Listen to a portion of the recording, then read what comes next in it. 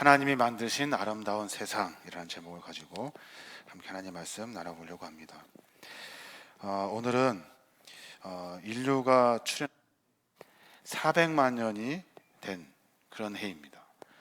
여러분 이해가 되십니까? 인류가 출현한 지 400만 년이 되었대요.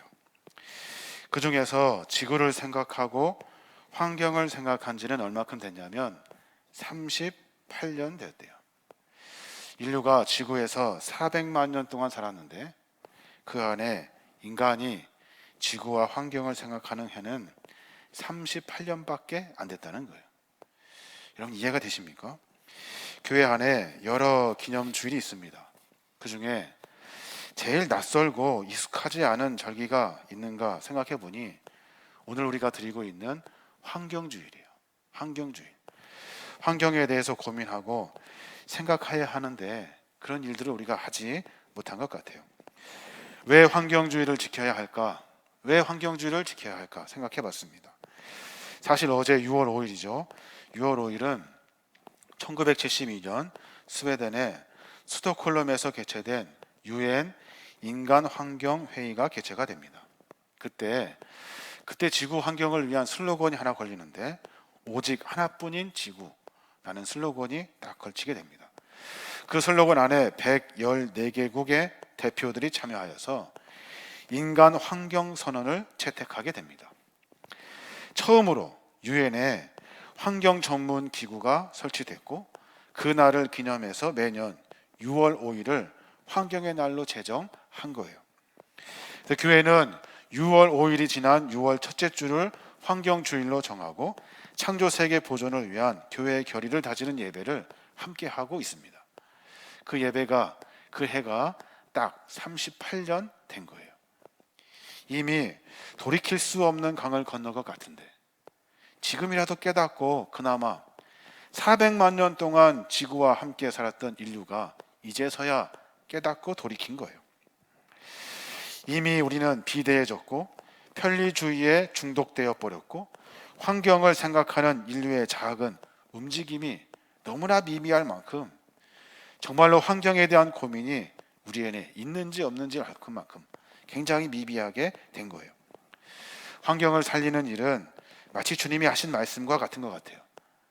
마태복음 7장 13절에 보면 좁은 문으로 들어가라. 멸망으로 인도하는 문은 크고 그 길이 넓어 그리로 들어가는 자가 많고 생명으로 인도하는 문은 좁고 길이 협착하여 찾는 이가 적음이라.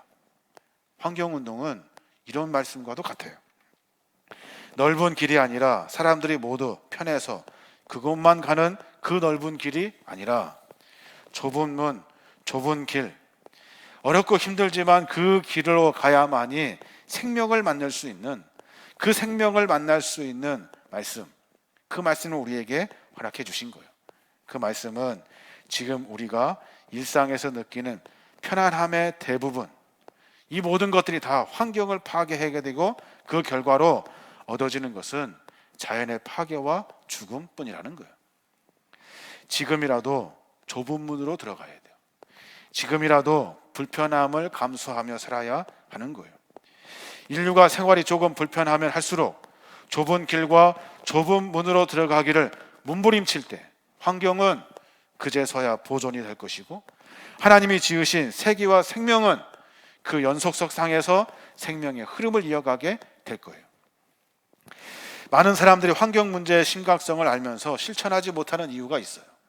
그 이유가 뭘까요? 편한 길을 마다하고 좁은 길로 가야 하기 때문에 그래요. 당연합니다. 평안함을 버리고 불편함을 감수하며 살아야 하는데 삶의 실천이 그렇게 되지 않아요.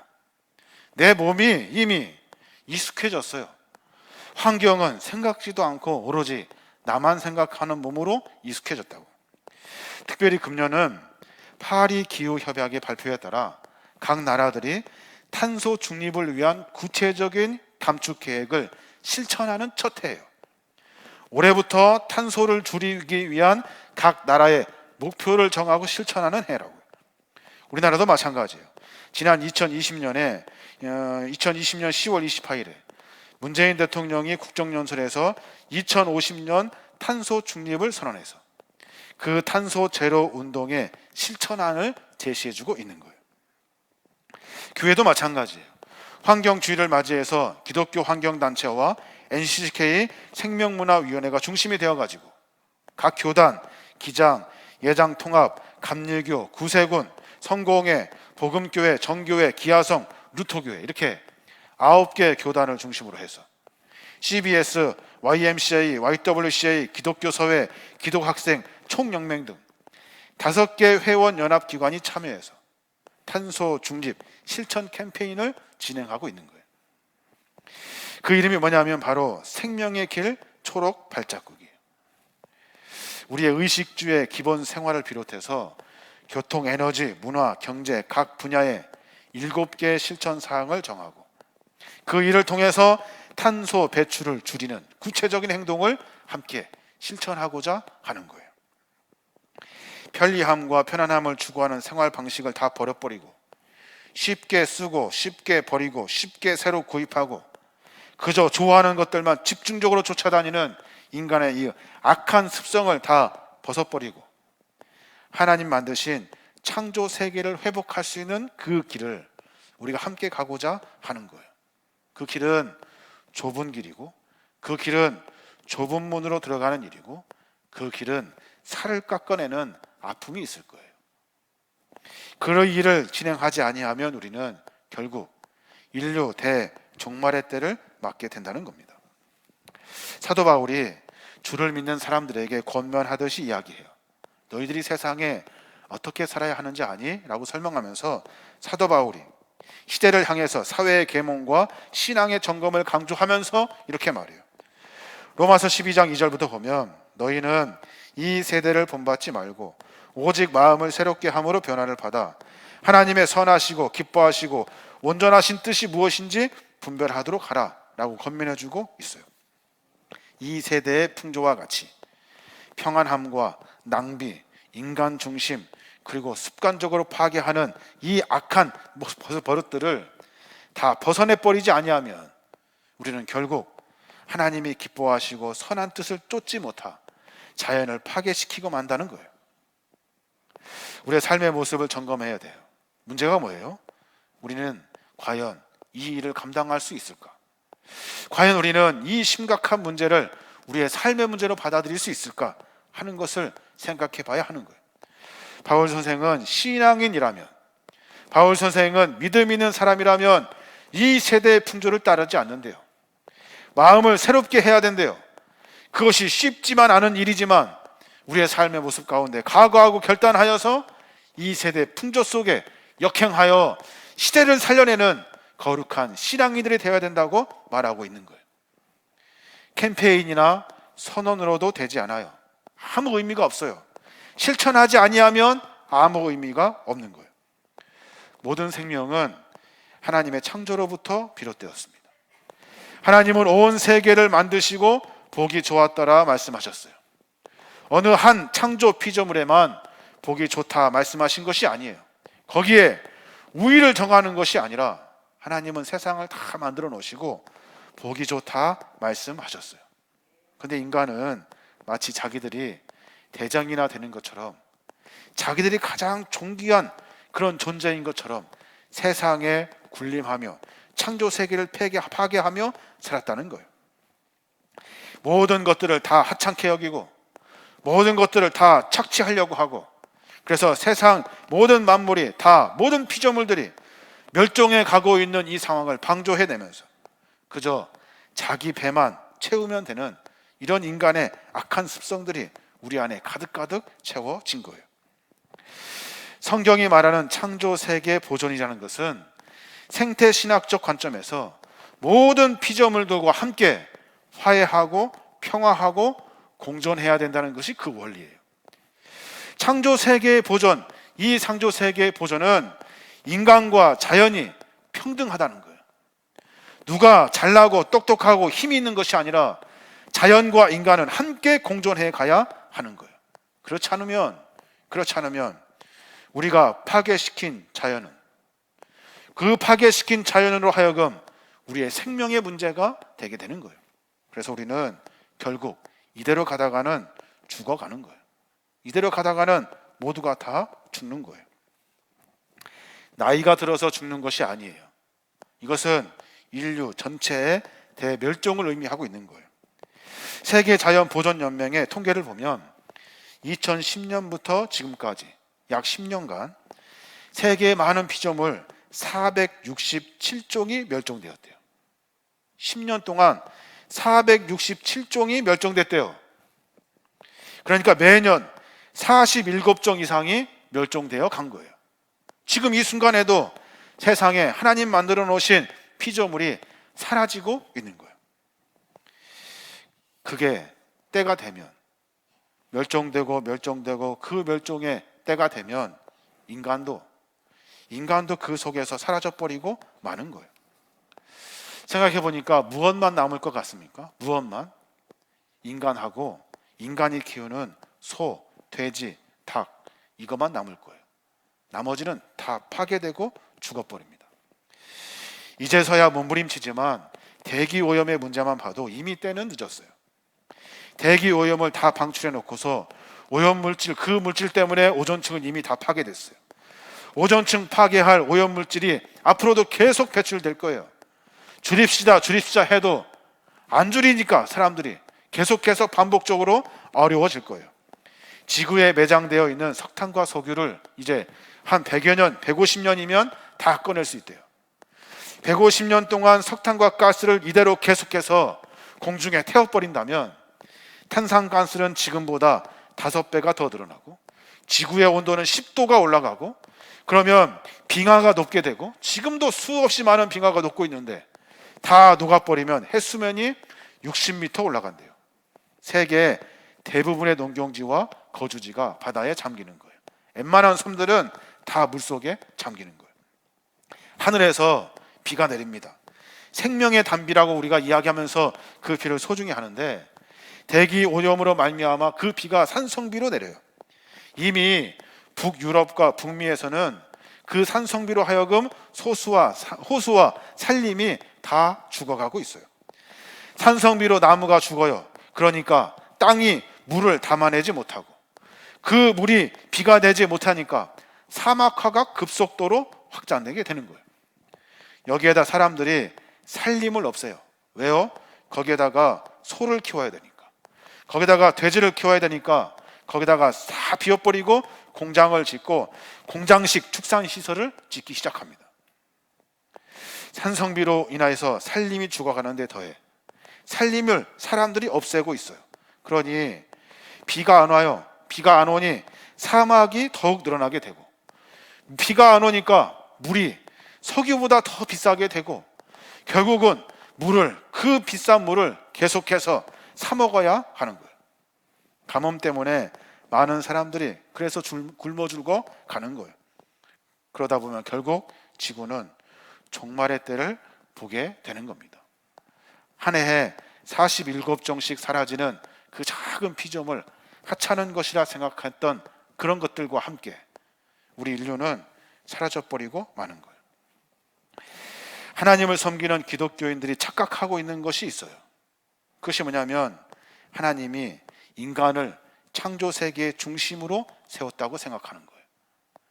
그것처럼 큰 착각은 없어요. 하나님은 세상을 만드시면서 그 세상과 함께 공존하라 말씀하셨지, 인간이 뭐 좀 잘났다고 힘이 있다고 세상에서 군림하면서 자연을 파괴하면서 살으라고 명령하신 적은 없어요. 땅을 정복하라, 모든 것을 다스리라라고 말씀하신 성령의 가르치면 성경을 통해서 우리가 인간 중심이 아니라 하나님이 창조해내신 세상을 그 땅 가운데 하나님의 거룩한 말씀으로 다스리라는 것이 초점이 있어요. 그래야 자연과 인간이 공존하게 되어 있는 거예요.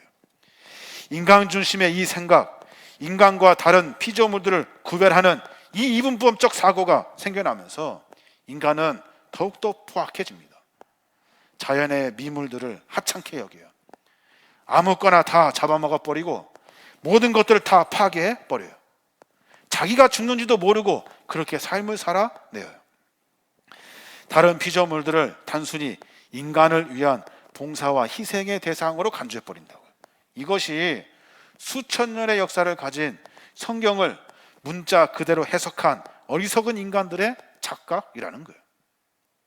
여러분 기억하십시오. 성경은 세계 만물을 다스리고 정복해서 눌러버리고 마음껏 빼앗으라고 하나님은 명령하지 않으셨어요.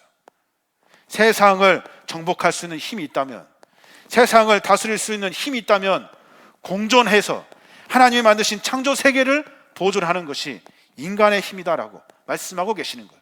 그게 바로 우리가 해야 될 일인 거예요. 요즘 신학자들은 하나님의 창조 이야기를 생태학적 해석에서 다시 해석합니다. 학자들의 연구 결과에 의하면 하나님께서 인간과 다른 피조물들을 구별하지 않았다는 거예요. 인간을 더 존귀한 존재로 세우지 않았다는 거예요. 피조물을 인간보다 열등한 위치에 두지 않았다는 거예요. 생각해보면 인간은 하나님의 창조 역사 중에 맨 나중에 창조된 마지막 피조물이에요. 인간이 창조되기 전에 다른 피조물들은 이미 자기들의 역사를 가지고 발전시켜 나가고 있었어요.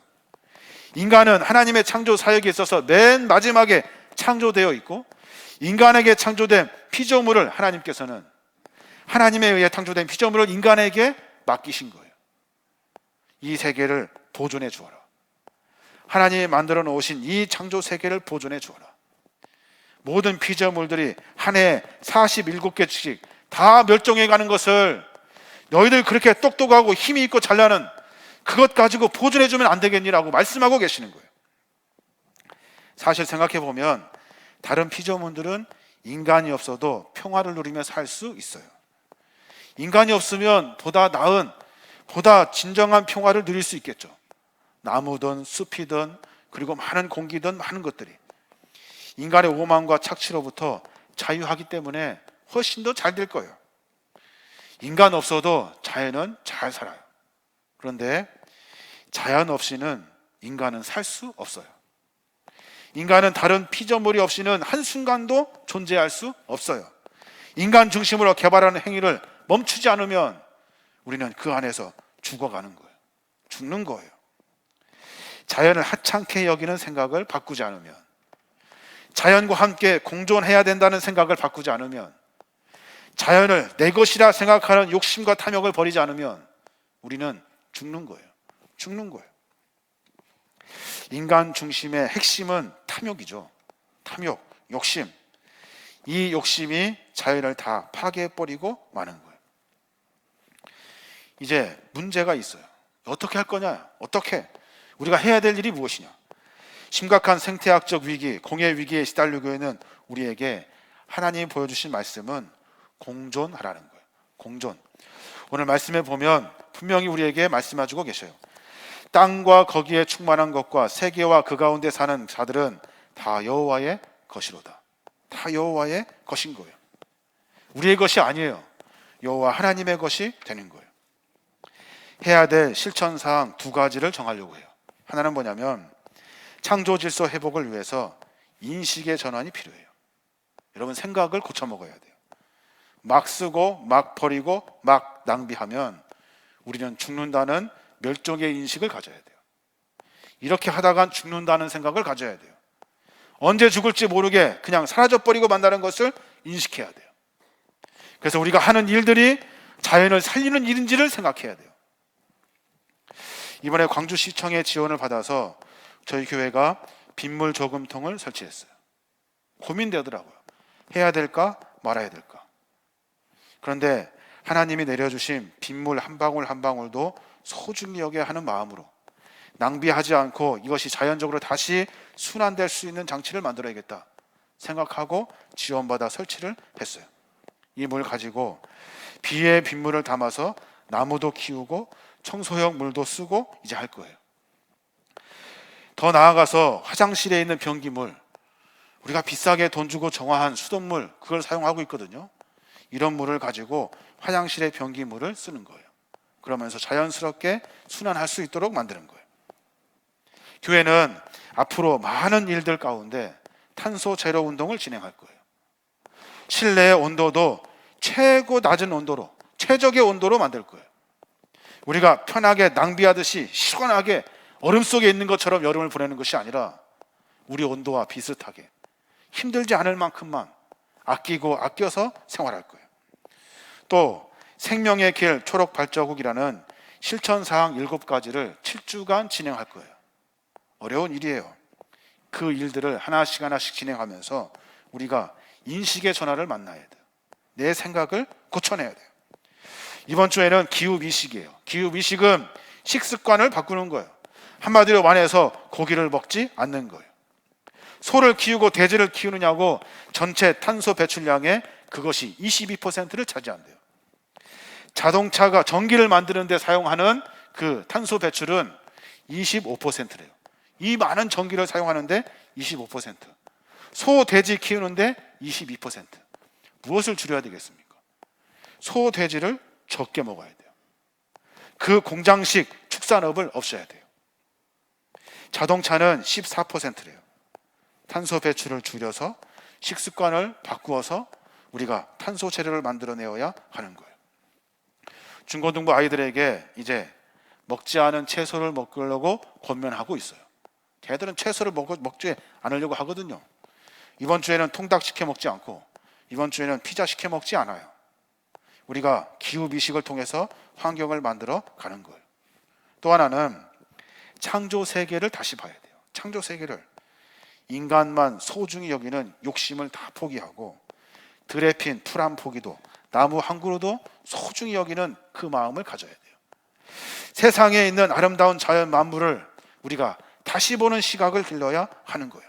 만물은 생육하고 번성하고 땅에 충만할 수 있도록 우리가 보호해 주어야 하는 거예요. 우리에게는 그런 힘이 있어요. 그런 능력이 우리에게 있다고요. 그 일을 우리가 가꿔야 돼요. 교회 주변에 나무를 더 많이 심을 생각이에요. 재개발로 인해서 아파트 단지가 막 들어섰습니다. 제가 그 가서 정원을 가만히 들여다보니까 나무를 더 많이 심을 수 있는데 조형문들을 막 세워놨어요. 공원을 만든다고 뭐 바위를 갖다 놓고 콘크리트로 뭘 만들면서 나무 심을 자리에 그런 것들을 다 넣어놨더라고요. 여러분, 그 동네가 숲이 되게 만들어야 돼요. 나무를 더 많이 심어야 돼요. 막 갖다 심어서 숲이 되어서 그곳에서 사람들이 모이고 새들이 오도록 해야 하는 거예요. 나무를 심다 보니까 키울 줄을 몰라가지고 죽은 나무들이 참 많아요. 참 안타깝더라고요. 자연이 얼마나 연약한지를 깨닫게 돼요. 자연을 얼마나 연약한지 깨닫게 되고 나무 키우는 법을 배워야겠다라는 생각이 들어요. 저뿐만이 아니라 젊은 사람들 잘 모르겠죠. 이걸 교육을 통해서 가르쳐 주어서 함께 이 지역 가운데 아름다운 숲의 공원을 만들어야 하는 거예요. 새로운 하나님 나라, 새로운 새 땅을 만들 수 있어요. 아직 늦지 않았어요. 주변에 하나님 만드신 아름다운 세상을 파괴하는 세력이 무엇인지 찾아야 돼요. 인간이라 한다면 돌이켜야 돼요. 우리가 하나님 모시기 아름다운 자연 속에서 진정한 평화를 누리며 삶을 살아갈 수 있도록 내 생각을 고쳐내어야 하는 거예요. 맑은 하늘에서 좋은 공기 마시면서 시원한 물을 마음껏 먹을 수 있는 이 축복을 우리가 누릴 수 있어요. 우리가 작은 몸부림을 통해서 만들어갈 수 있는 거예요. 우리의 삶의 모습을 점검했으면 좋겠습니다. 어려운 일인 것 같아요. 생각해보면 아파트 단지에서 하루 한 끼 식사하고 설거지해서 세제탄 물이 엄청나게 하수구로 흘러요. 여기 단지, 저기 단지, 저쪽 단지. 그러니까 밥 먹고 설거지 칠 때 모든 사람들이 다 물을 쏟는다고 생각해 보십시오. 그 물이 정화가 되겠습니까?